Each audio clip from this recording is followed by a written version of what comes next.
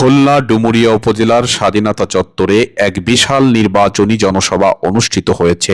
উক্ত নির্বাচনী জনসভায় নারী পুরুষের উপস্থিতি ছিল চোখে পড়ার মতো।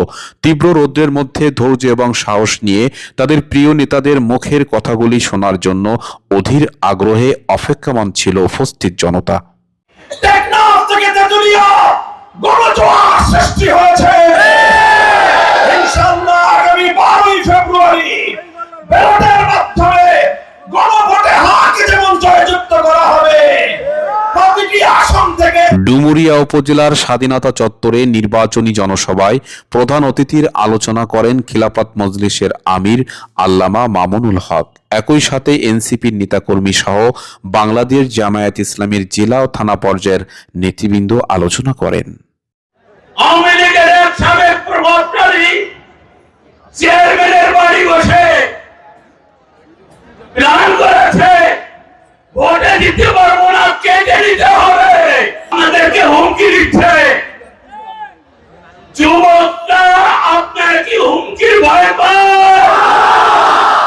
আপনার কি ভোট কাটতে দেবে?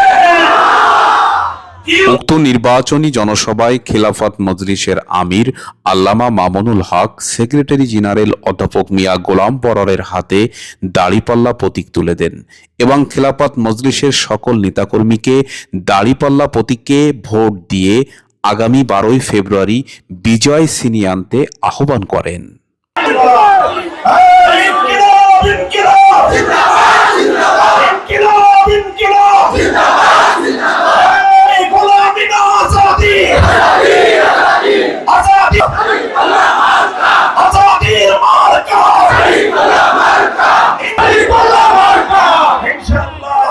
আগামী 12 ফেব্রুয়ারি বাংলাদেশের ইতিহাসে এক নতুন অধ্যায় রচিত হবে ইনশাআল্লাহ।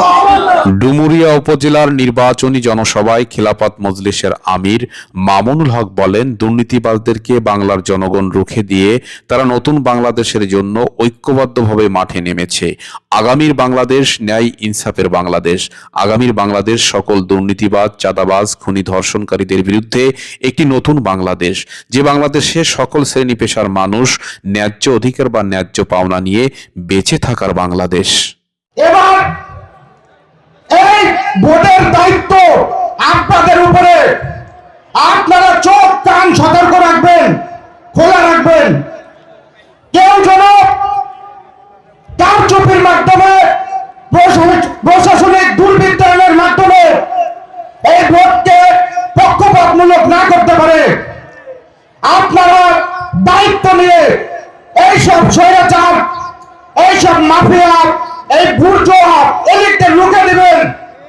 বৃহৎ ডুমুরিয়া উপজেলার স্বাধীনতা চত্বরে নির্বাচনী জনসভায় ফুলতলা ডুমুরিয়ার সংসদ সদস্য পদপ্রার্থী বাংলাদেশ জামায়াত ইসলামের কেন্দ্রীয় সেক্রেটারি জেনারেল মিয়া গোলাম পরওয়ার 11 দলের সকল নেতাকর্মীকে ঐক্যবদ্ধভাবে দাঁড়িপাল্লা সহ জোটের সকল প্রতীককে বিজয়ী করে 12 তারিখে ন্যায্য অধিকার ফিরিয়ে আনার জন্য সকলকে আহ্বান করেন এবং দুর্নীতিবাজদের বিরুদ্ধে ব্যালট যুদ্ধের মাধ্যমে 12 তারিখে বিজয় ছিনিয়ে নিয়ে ঘরে ফিরতে হবে এমনভাবে সকলকে তৈরি থাকতেও বলেন।